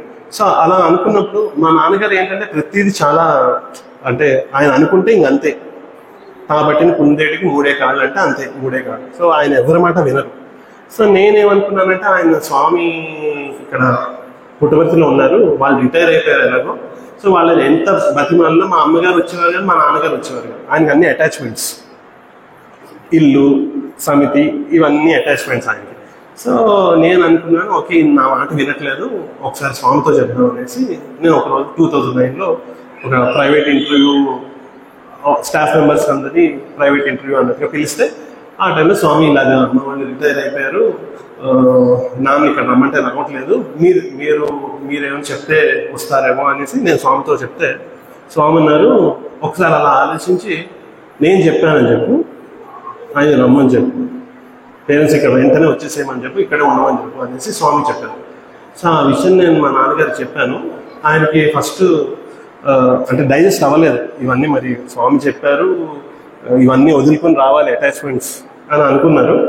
కానీ ఈరోజు చూస్తే అంటే ఆయన మా నాన్నగారు నిజంగా చేతులు దండం పెట్టాలి, ఎందుకంటే ఆయనకు ఉన్నంత విల్ పవర్ ఎవరికి లేదు అని అనిపిస్తుంటుంది మా ఎవరికి. ఆయన నమ్మకంతో స్వామి పెంచారు అని. ఇప్పుడు హైదరాబాద్ వెళ్దాను పుట్టపర్తిలోనే ఉండాలి మనం అంటే పుట్టపర్తి వదిలేసి వెళ్ళిపోతాం హైదరాబాద్కి అని మామూలుగా జస్ట్ అంటే అదే ఏం లేదు, నీకు జాబా, నేను నీకు పాకెట్ మనీ ఇస్తాను, పుట్టపర్తిలోనే ఉన్నామని అంటుంది. సో అటువంటి మనిషి, ఎంత దృఢంగా అటాచ్మెంట్స్ ఉన్న మనిషి, స్వామిని పట్టుకుంటే అన్ని అటాచ్మెంట్స్ అలా వదిలిపోతాయి. షిరిడి సాయి సత్యంతులు చెప్తారు, ఒక తిరగలి ఉంటే మనం ఎప్పుడు ఒక తిరగలి చూసినప్పుడు ఎప్పుడైతే రైస్ గ్రెయిన్స్ ఆ 2 రాళ్ళ మధ్యలో ఉంటాయో అవి నలిగిపోతూ పొడైపోతాయి. ఏ గ్రెయిన్స్ అయితే మధ్యలో తిరగలి మధ్యలో ఒక కట్ట ముక్క ఉంటుంది, ఆ కట్ట చుట్టూ ఉంటాయో అవి గ్రైండ్ అవ్వవు. సో అందుకే ఈ సంసారంలో మనం నొక్కుపోకుండా ఉండాలంటే స్వామివారిని పట్టుకుని ముందుకు సాగితే ఈ అన్ని విషయాల్లో మనం నొక్కుపోకుండా స్వామివారు ఆయన మన అలా పట్టుకుని ముందుకి తీసుకువెళ్తారు. సో ఇవన్నీ ఈ ఎక్స్పీరియన్స్ అన్ని తలుచుకుంటుంటే నాకు ఒక మంచి స్వామివారి మీద ఒక మంచి పద్యం గుర్తొస్తుంది. అది చెప్పి పాడి నేను నా ప్రసంగాన్ని ముగిస్తాను.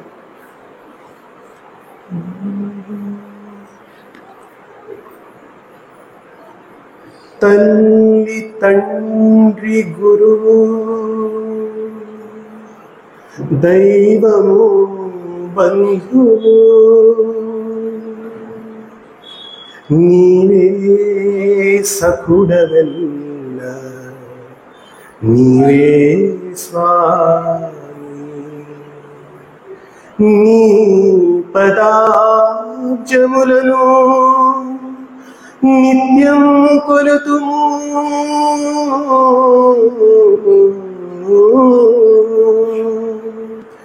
నీ పదాబ్జములను నిత్యం కొలుతుము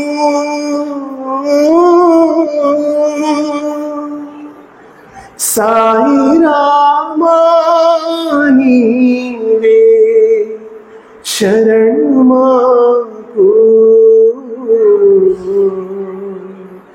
సాయి రామా నీవే శరణు మాకు. అసలు మనం ఈ అనుభూతులన్నీ ఎక్స్పీరియన్సెస్ వింటూ ఒకటి చక్కటి విషయం గుర్తుకొస్తుంది. ఏంటంటే మనం అందరం చాలా లక్కీ. ఎందుకంటే స్వామివారు తలుచుకోకుండా మనం ఈ మందిరంలో ఈ టైంలో ఇలా కూర్చోవడం సాధ్యం కాదు.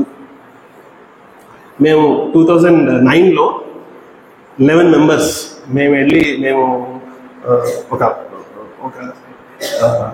డేరింగ్ అండ్ డాషింగ్ థింగ్ చేద్దాం అన్నట్టు మేము హిమాలయాస్కి వెళ్ళి మునులు ఋషులు వాళ్ళని కలుద్దాం అనేసి నిశ్చయించుకున్నాం 11 మెంబర్స్.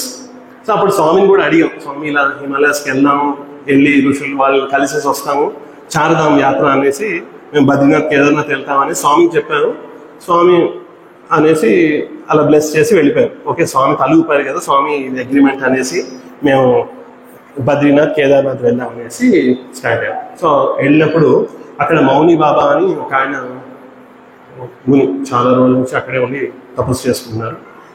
సో ఆయన యూజువల్గా ఎవరితో ఏమీ మాట్లాడారు. సో మేము వెళ్ళి కూర్చున్నాము అక్కడ ఏంటంటే యూజువల్గా వాళ్ళు క్రౌడ్ని ఎవరిని ఎలవ్ చేయరు. అదొక గుహలో ఆయన కూర్చుని తపస్సు చేసుకుంటున్నారు. ఆయనకు ఒక ఇద్దరు అదేంటి సపోర్టింగ్ స్టాఫ్ అనుకోవచ్చు మనం. సో వాళ్ళేమో ఎవరు ఎంటర్ అవ్వకుండా, ఆయన ధ్యానం అది డిస్టర్బ్ అవ్వకుండా వాళ్ళు చూసుకుంటుంటారు. సో మేము వెళ్ళి ఇలా మేము పుట్టపర్తి నుంచి వచ్చాము, మేము ఆయన కలవాలి, మౌని బాబాని మేము కలవాలి అనేసి అనుకున్నాము. ఇదేంటంటే బద్రీనాథ్ నుంచి ఒక 11 కిలోమీటర్స్ ట్రెక్ ఒకటి ఉంటుంది, వసుంధర ఫాల్స్ అని. సో అక్కడ అదేంటి దేవతలు మునులు అందరూ వచ్చి అక్కడ ఆ వసుంధర ఫాల్స్ దగ్గర స్నానం చేస్తారనేసి తెలిసి, సో మనం కూడా వెళ్ళి అక్కడ కాస్త ప్రక్షాళన చేసుకుందాం అనేసి మేము ట్రెక్కింగ్ మొదలు పెట్టాం. ఆ ట్రెక్కింగ్ దారిలో ఈ ఒక గుహ, ఆ గుహలో ఆయన మౌని బాబా అలా కూర్చున్నాం. సో మేము వెళ్ళి అడిగాం, ఇలా మేము పుట్టపర్తిని వచ్చాం, ఎవరు ఆయన పెద్ద మనిషి లోపల కూర్చుని తపస్సు చేయాలంటే వీళ్ళు చెప్పారు, ఆయన పేరు మౌని బాబా, ఆయన కలవడానికి వీలు లేదు, ఎనిహో మీరు పుట్టపర్తి నుంచి వచ్చారు కాబట్టి ఒకసారి ఆయన అడుగుతాను అనేసి వాళ్ళు లోపలికి వెళ్ళారు. వాళ్ళు వెళ్ళి ఆయన కూర్చుంటారు. ఆయన అన్ని సైగలన్నీ కళతోనే, ఆయన మాట్లాడారు మౌని బాబా కదా, అన్ని కళతోనే అంతా డిస్కషన్, ఇన్స్ట్రక్షన్స్ అన్ని. సో వాళ్ళు ఇలా పుట్టపర్తి నుంచి వచ్చారని చెప్తే అయితే వాళ్ళని వచ్చి లోపలికి కూర్చోమని కళతోనే సైగ చేశారు. కొంతసేపటికి ఆయన ధ్యానం నుంచి బయటకు వచ్చి, మీరంతా చాలా అదృష్టవంతులు, ఎందుకంటే పుట్టపర్తికి రావడానికి మాకు పర్మిషన్ లేదు, మేము ఎన్నోసార్లు బాబాతోటి అడిగాం పుట్టపర్తికి వచ్చి మేము మిమ్మల్ని దర్శనం చేసుకుంటామని, అప్పుడు బాబా మాకు పర్మిషన్ ఇవ్వలేదు. అప్పుడు బాబా ఏం చెప్పారంటే మాకు, నేనే వచ్చి మీకు దర్శనం ఇస్తాను, కానీ మీరు మాత్రం పుట్టపర్తికి రావడానికి వీల్లేదు, నా పర్మిషన్ లేదు అనేది స్వామి చెప్పడం జరిగింది. సో ఆయన చెప్తారు, స్వామి అక్కడ ప్రత్యక్షమై వాళ్ళకి స్వామి దర్శనం ఇస్తారు. ఆయన అన్నారు, నేను ఇన్నాళ్ళు బట్టి నేను మాట్లాడలేదు, నేను ఎప్పుడు నా మౌనమే నా వ్రతం, అలాంటిది ఈరోజు నేను నా మౌనాన్ని బ్రేక్ చేసి మీతో మాట్లాడుతున్నాను అంటే మీరు పుట్టపర్తి నుంచి వచ్చారు కాబట్టి మీకు ఈ విషయం, మీరెంత అదృష్టవంతులో మీకు తెలియజేయాలని నేను నా మౌనాన్ని బ్రేక్ చేసుకుని మీకు చెప్తున్నాను. సో మీకు వచ్చిన అవకాశాన్ని మీరు అసలు వదులుకోవద్దు, మీకు ఉన్న సేవా భాగ్యం ఏదైతే కలుగుతుందో అది చక్కగా మీరు నిర్వర్తించుకోవాలి అనేసి ఆయన చెప్పడం జరిగింది. అప్పుడు ఇదేంటంటే మనం అదే బావిలో ఉంటే మనకు ఆ విలువ తెలియదు. స్వామి దగ్గర ఉంటూ we don't realise what we have. మనం స్వామి సమితిలో ఉంటూ ఏళ్ళు గడిచిపోతాయి, మనలో ఉన్న ట్రాన్స్ఫర్మేషన్ మనకే తెలియదు. పక్క వాళ్ళు చెప్పాలి, ఏంటంటే మీరు చాలా ఇలా మారిపోయారు, అట్లా చెప్తూ ఉంటారు. సో స్వామి కార్యక్రమాల్లో పాల్గొంటూ ఆ ట్రాన్స్ఫర్మేషన్ అనేది మనకి తెలియదు, కానీ ట్రాన్స్ఫర్మేషన్ ఆటోమేటిక్గా అయిపోతూ ఉంటుంది అన్నమాట. అలానే ఒక పక్కన చూస్తే బెంగళూరులో మేము ఉన్నాం, కాడుగుడి క్యాంపస్, ఆ గోడ పక్కనే ఒక షాప్ ఉంటుంది. బాబు సాయిబాబా ఆశ్రమం తెలుసా అంటే, సాయిబాబా ఆశ్రమం అదేంటి ఎక్కడుంది బాబు, ఈ కాంపౌండ్ వాళ్ళ లోపల ఆశ్రమం, మాకు తెలియదు సార్ అంటే కాంపౌండ్ వాళ్ళ పక్కన ఉంటూ ఆశ్రమం తెలియదు వాళ్ళకి. ఇటు పక్క హిమాలయాల్లో ఋషులు మునులు వాళ్ళు అంటారు మాకు పర్మిషన్ లేదు స్వామి దగ్గర రావడానికి. సో మనం అంతా పుట్టపర్తికి వెళ్తున్నాం, ఇక్కడికి వచ్చి చక్కగా భజనలో పాల్గొంటున్నాం, సేవా కార్యక్రమంలో పాల్గొంటున్నాం, ఇంతకన్నా ఇంకేంటి. స్వామి ఒకరోజు ఇది లాస్ట్ ఎక్స్పీరియన్స్, దీంతో ముగిస్తారు ఇప్పుడు, ఎందుకంటే చాలా మంది యూత్ ఉన్నారు, ఇది చెప్పాలని అనిపించింది నాకు. సో స్వామి ఒకరోజు, ఆ రోజుల్లో ఏంటంటే ప్రసాదం అంతా ఇంటర్వ్యూ రూమ్లో ఉండేది, బేసిన్లో ప్రసాదం అంతా ఇంటర్వ్యూ రూమ్లో ఉండి, స్వామి ఇంటర్వ్యూ అయిన తర్వాత బయటకు వచ్చి ఇలా 3 4 ఇలా సైకిల్ చేసేవారు. ఇలా అంటే 2 రావాలని, ఇలా అంటే 3, ఇలా అంటే 5 రావాలని. సో అందరూ రెడీగా అలాగా లేళ్లాగా వెయిట్ చేసేవాళ్ళం. ఓకే, స్వామి అనేవారు, these are 2 leg deers, those are 4 leg deers, both are dear to me అనేసి స్వామి జింకల్ని పిల్లల్ని కంపేర్ చేశారు. సో ఇలా చెప్పంగానే ఆ స్పీడ్ ఎవరు తట్టుకోలేము. ఆ టైంలో ఫ్రాక్చర్ అయినా అయిపోతుంది ఆ మధ్యలోకి వెళ్తే. సో అట్లా పరిగెత్తేవారు. సో వాళ్ళు ఓ రోజు నలుగురిని పిలిచారు. వాళ్ళు ఇంటర్వ్యూ రూమ్లోకి వెళ్ళారు. ప్రసాదం బాస్కెట్స్ తీసుకుని బయటకు వెళ్ళి డివోటీస్ అందరికీ పంచారు. తర్వాత స్వామి వాళ్ళని పిలిచారు. నేను మిమ్మల్ని ఎందుకు పంచమంటున్నానో మీకు తెలుసా అని అడిగారు. స్వామి ఇది ఛాన్స్ స్వామి, మీరు దేవుడు మీరు మాకు ఛాన్స్ ఇచ్చారు ఇది అని ఏవో సమాధానాలు చెప్తూ వచ్చారు. ఇంతమంది సేవదాలు ఇక్కడ కూర్చున్నారు, వాళ్ళని పిలిచి నేను ప్రసాదం డిస్ట్రిబ్యూషన్ చేయించవచ్చు కదా, మిమ్మల్ని ఎందుకు పిలిచాను అనేసి స్వామి అడిగితే వాళ్ళు పాపం ఆన్సర్ చెప్పలేకపోయారు. సో ఎందుకంటే మీరు ఈ సేవ చేసినప్పుడు ఎలాగో సేవదలుగా పాపం వాళ్ళు వచ్చి వాళ్ళు చాలా సేవ చేస్తున్నారు. మీరు స్టూడెంట్స్గా మీరు ఏం చేస్తున్నారు? మీరు సేవ చేయట్లేదు, మీరు ఆసక్తిగా చేయాలి. మీరు యూత్, మీరంతా యూత్ అనే ఏజ్, ఆ పీరియడ్ చాలా ప్రెషియస్. సో మీరు ఈ టైంలోనే మీరు సేవ చేయాలి, చాలా చాలా ఇంపార్టెంట్.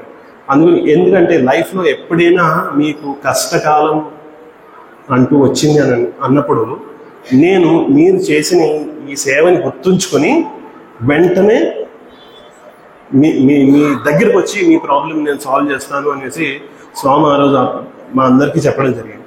సో అందుకే సేవ అనే భాగ్యం ఉంటే మనం ఎప్పుడు వేరే థాట్ ఉండకూడదు.